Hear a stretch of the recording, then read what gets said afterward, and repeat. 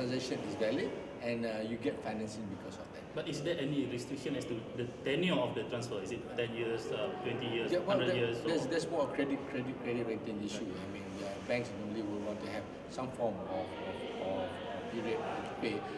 But I suppose there must be a minimum period of at least 10 years or 7 20 years, years. depending. I mean, it evolves upon project. Because some project, for example, need more time to gain momentum, to gain income. For example, IPPs or certain infrastructure project, you need some lead time as well.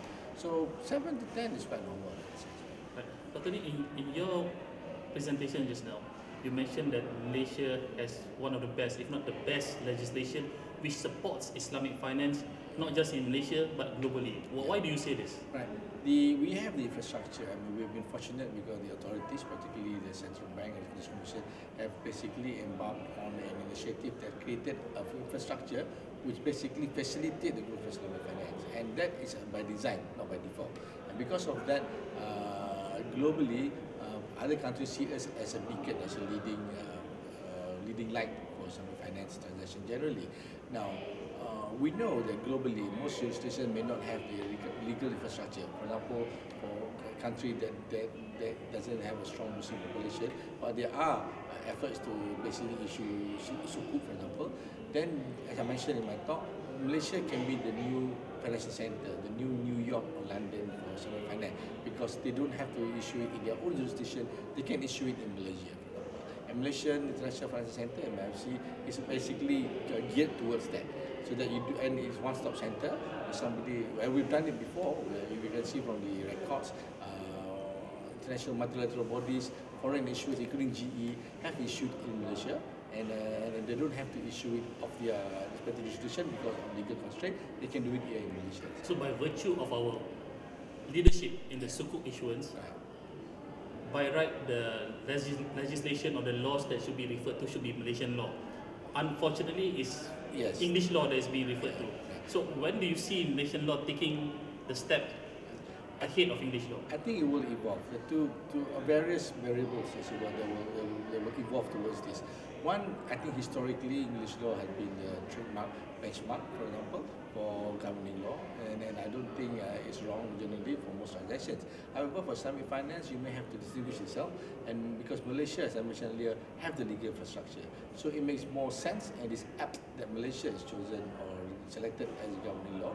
And I think it will happen as we evolve along. Once people understand or realize that Malaysia has a legal infrastructure, including dispute settlement process, as well as the required personnel to even adjudicate, for example, arbitration center in Malaysia, and we have dedicated courts, and we have a formalized structure for Sharia Advisory Council, which basically have a strong legal force in terms of enforcement of the Sharia aspect.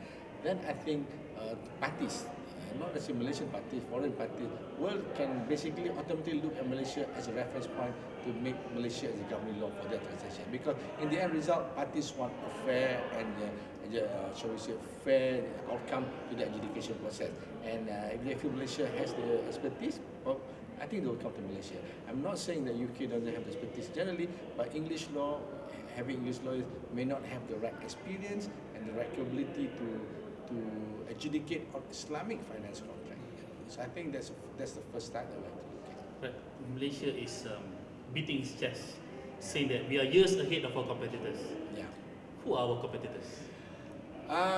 In different forms. I mean, one has to accept the fact that London particularly, and New York, being financial centers, are very flexible.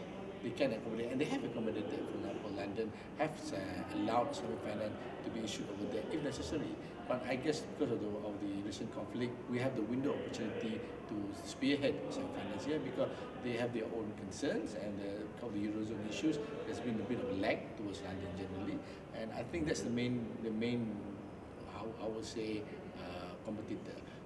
Some say Singapore is competitor. I doubt it, because Singapore doesn't have the legal infrastructure. They have legal infrastructure. Even though you've been based there. Yeah. But the thing is that I think it is an economic issue, because the Singapore conventional finance sector is so strong and is very viable, robust. So the need to have some finance as a component is there, but it is not paramount support to Malaysia. Well, Malaysia, we are very much focused on it, and it becomes our I think the right word for it is our jihad to some extent to make Islamic finance KL is Islamic financial center.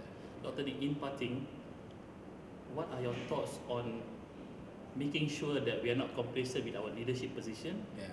and what are the stumbling blocks that you would like to see removed in order for Malaysia to move forward? I think a lot of it is more a question of psychological paradigm, and we have a paradigm shift. I think maybe because generally the stakeholders, in particular the what do you call it, the personnel, the industry itself, may not realize that we are a leading force. We're slowly realizing it, and because of that, we are setting trends. And being setting trend, we need to basically be ready to take up the next step, next level. For example, Sharia, the Bank Negara came out with a guideline to make Sharia, to issue a Sharia governance framework. That's the first in the world. No other country has done it before. Ensuring Sharia audit is taken up as a requirement for banks generally. That's something new. And pushing the envelope means we have to always be the Japanese word for it is Kaizen, improving itself. And I think that's where the stumbling is, because we cannot wait. We have to be the first. And sometimes we'll be try and error, but with consultation and with the right mind, I think we can move forward. For example, the next step is to ensure that Islamic banks actually do Islamic finance type organization, as opposed to just copycatting, Replicating. which is what happened in the past. Not by default, but by design, because we didn't have any precedent. Now we can definitely try to grow on ourselves. Maybe 30 years now, this time was to have our own developed product and infrastructure.